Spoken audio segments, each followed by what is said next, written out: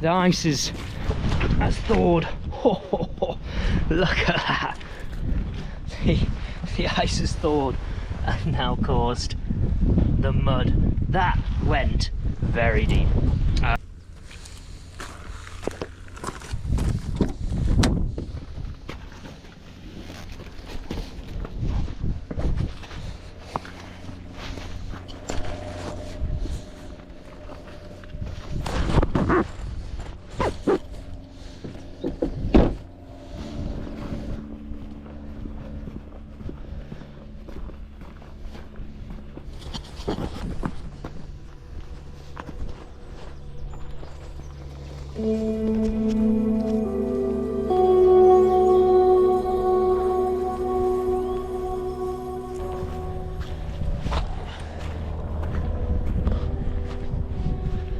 Hello. So today we're out once again in the winter weather, and today we're just going to sort of head up this hill here. As you can see, top of that hill there, it's a little monument. We've not been here before, so we're going to go have a look, and then we'll do a little kit review of the bag that I'm wearing. And it's sort of everything I need for a few nights. This is probably packed more for a day. Day and night, with everything ready to go from there. I'll go through how I pack it, what sort of order I've got it in, and just sort of little tips and tricks that really help with first time campers, just things I've picked up so that when things do go wrong, which they do for everyone, even really experienced campers, and I don't even think I'm that, things go wrong, but the more experience you get, the better you get at encountering those problems and dealing with them, the better you're going to have, time you're going to have when you're camping, as well as the safer you're going to be. So yeah, I'll show you through all of that and enjoy the walk.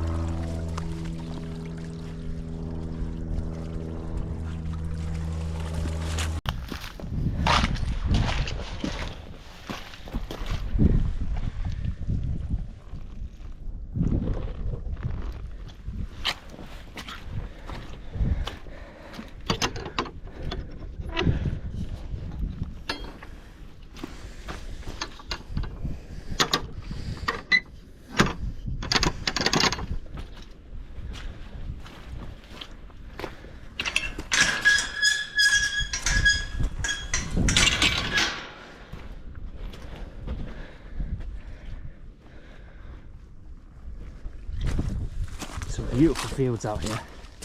Stunning, look. A little bit of snow left over from the morning. Sunshine not melting.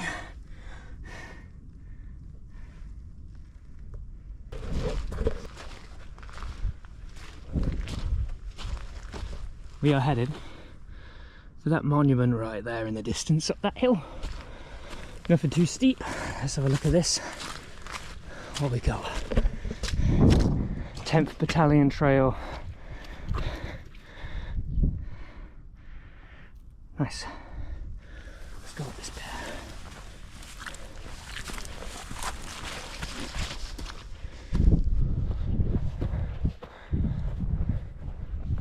Bird of prey there hovering.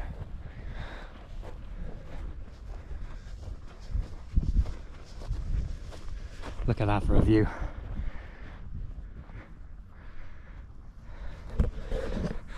That's going to be incredible at the top if we can find our way through.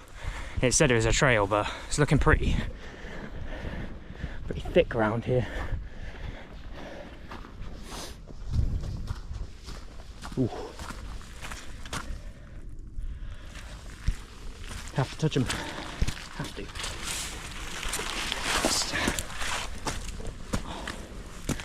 Professional. Sorry, bush.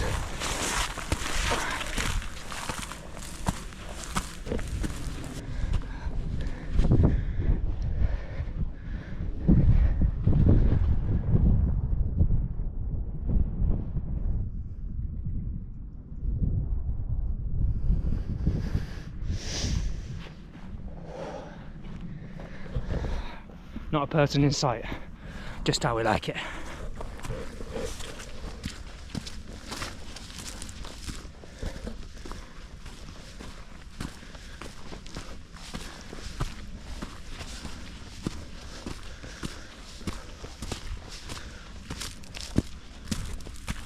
It's a bit slippy here from there being frost and bits of ice on the trail. I don't imagine many dog walkers are going this route here, which is good for me. People don't like me filming them, which is really understandable.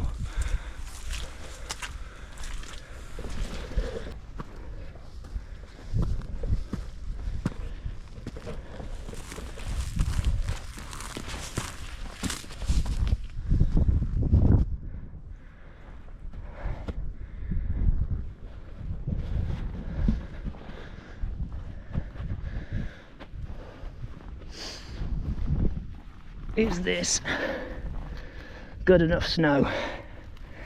And the answer to that question is no. It's basically ice.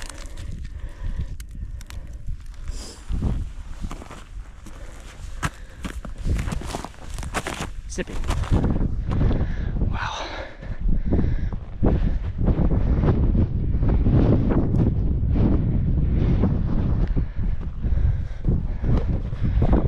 It's crazy, these hills up here. I don't know our actual history behind all of this. Maybe someone can enlighten me, but I'll have to Google it when I get back. I think it's a war memorial.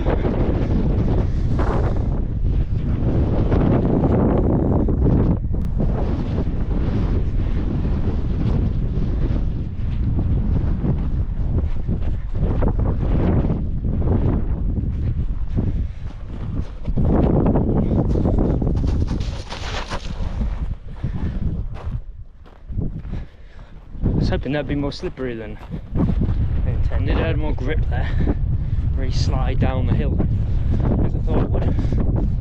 We're the only ones up here, it's amazing. You don't usually get this. Usually in places like this there's loads of people cutting about, but we're quite lucky.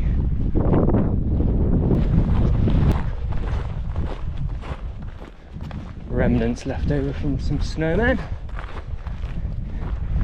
Looking quite sad now. Look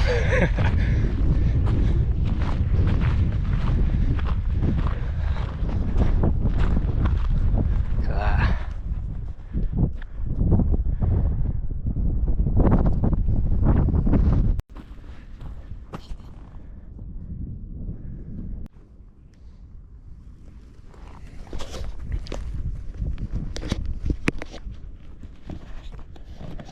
All right,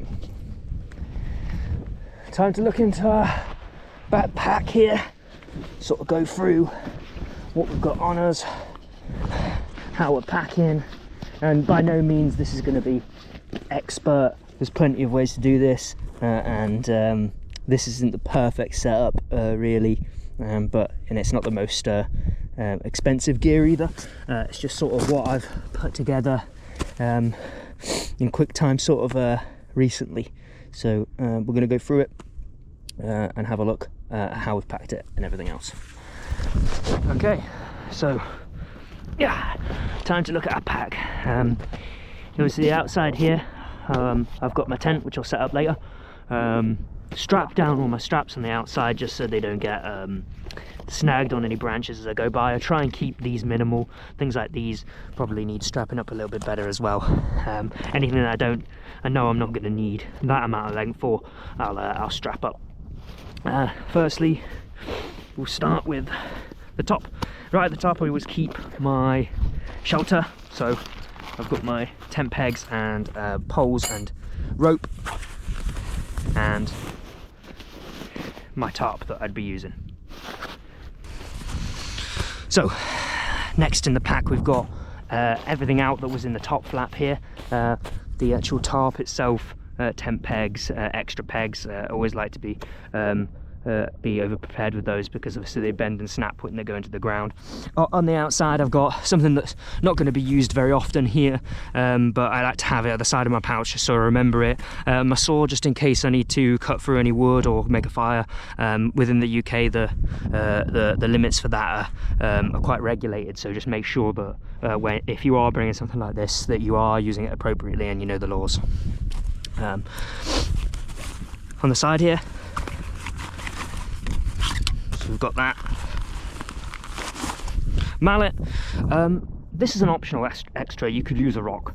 This is quite lightweight from Go Outdoors, and it just, yeah, it works well. It's one of those luxury items. So in my pack, I like to have certain things quite accessible. So I have my emergency safety blanket in here, just in case, really easy to access, and I can make sure that I can ask someone to go grab that from my pack, and it's an easy pocket to get to. No one has to rummage through my bag to be able to get through warm kit, tent and all that stuff to be able to get to it. So keep that on the outside there.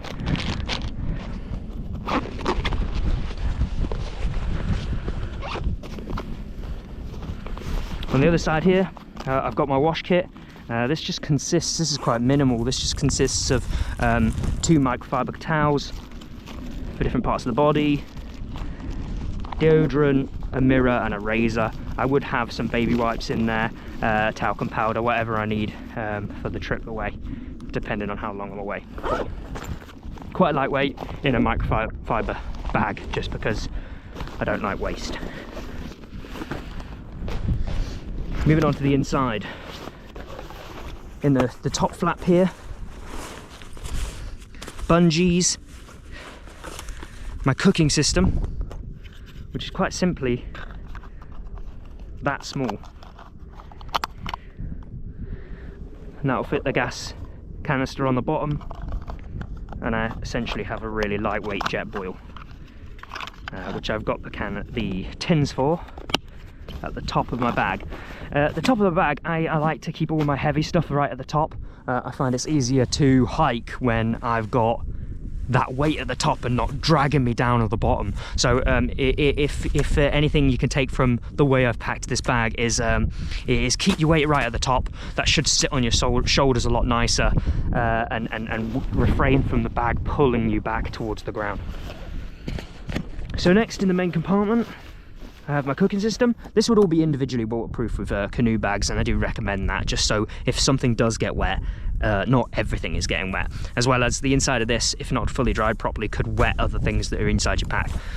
So you want to make sure that that's all sorted. This is quite a large container here, just sort of does everything for me, combined with the tiny cooking system. You know, it's a nice it's a nice system. This itself has everything I need to cook in. So the lid here fits my canister inside. The actual the case for this, which is not really waterproof, I use for the inside just to make sure that I'm not getting any rattling. So that's rattling because of these handles, but when it's all together it doesn't rattle as much, which annoys me while I'm hiking. So I just use that as a system to pack and make everything nice and neat. 2 bowls in there, and then my knife and fork.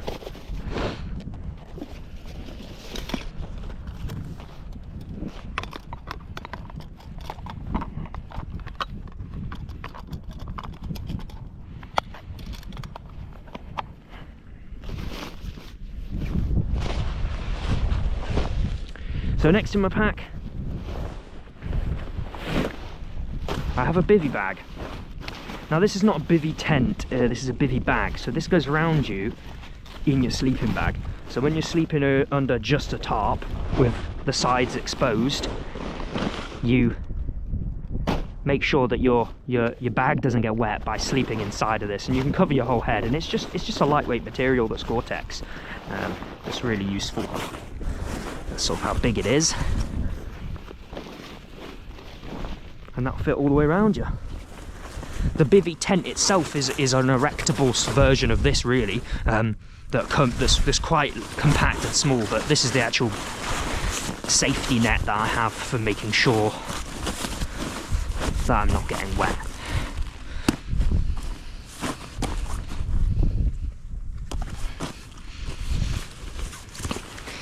And right at the bottom here, lastly, is my sleeping bag. I've used my waterproof jacket just to sort of waterproof this. You know, a canoe bag is an extra bag to take, and I need to bring a waterproof jacket with me, so perfect. Itself is in a compression sack. I'm using a Rab Solar that goes down to -9.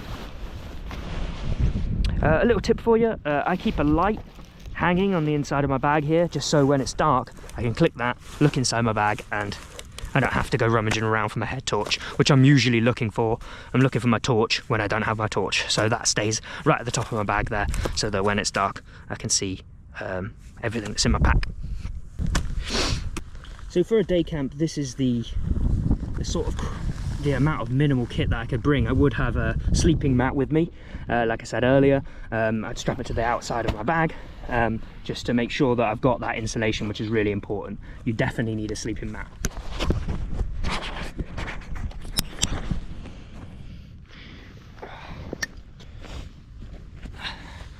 So with all this equipment here, this is all quite minimal. Getting used to having a basher setup, you know, with your tarp and your poles, and setting that up in a correct way for a single man or a double, you know, can be quite challenging. So you know, is pretty advanced. A lightweight tent is easier, but this is the system I like to do, so I can carry a large amount of weight for quite a fair distance. There are obviously better options, and this will chop and change depending on what sort of hike I'm going on and the terrain, as well as additional to this, I'll have all of my kit, my clothes, my kit, my extra warm and wet stuff. So obviously there will be a little bit more that I have a pocket at the bottom of my bag for, that will store all of that kit. As well as this heated blanket, I will have a full first aid kit, just in case I encounter someone or I'm hiking with someone and there is an incident. Thank you. Okay, so we're going to be looking at the OEX Bush Pro tarp. Here it is, straight out of the bag. So obviously I've not changed this in any way. It's quite crinkled coming out. It's been in the bag for, you know, 2 days now since I got it. It seems like a really good material. The stitching on the handles here is really good. Feels like really good material. It's not massive, but it's enough to fit one man. You could make a basic A-frame with this. It has these really good straps located, 4 of them, roughly at either side of the tarp itself, which you can use to pull up with. This is a common problem we see with quite a lot of these tarps, is that they sort of sag at the bottom if you don't have trees that are quite the distance that you need, or the ground isn't quite how you want it, so the tarp doesn't go up correctly. So this can be really good if you get some string and just place that through there. You can pin it up to a tree or whatever you need to be able to get your tarp as tight as possible. If you've got it sagging, then you're definitely going to get wet because water will pool within that tarp. As well as these, this tarp also has straps in the middle, as well as in the corners, as well as these extra loops in between those to be able to tie it at as many points as possible so that you can get the tightest tarp possible.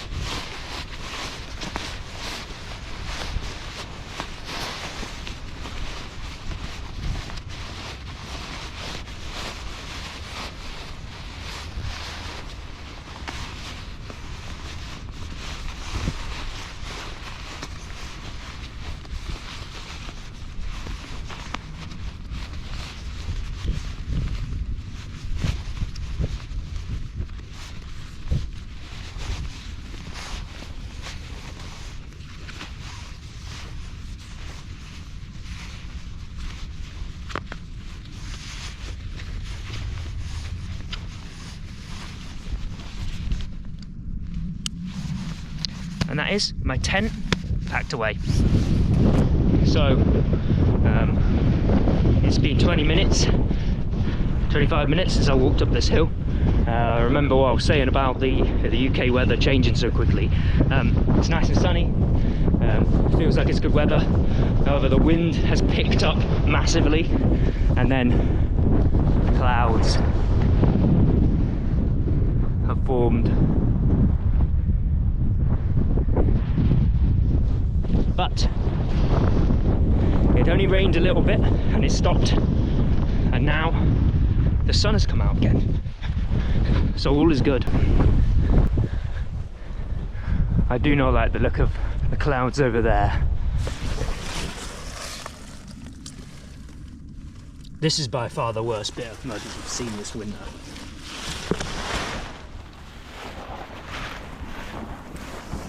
Oh yeah, that's fun.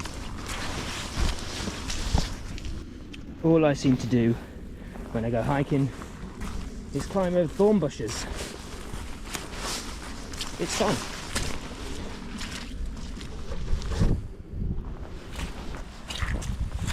So we've got to this really muddy bit here, back at the start of our hike, back to where the tyre tracks are, and it is horrendous here. The ice has thawed. Look at that. The ice has thawed and now caused the mud. That went very deep. And as you can see there, the ground is very muddy. And now the ice has thawed, it's wet the ground and created this area of just fun. Lots and lots of fun. But hopefully you got, if anything, some slight amateur tips from this video, and yeah, thank you.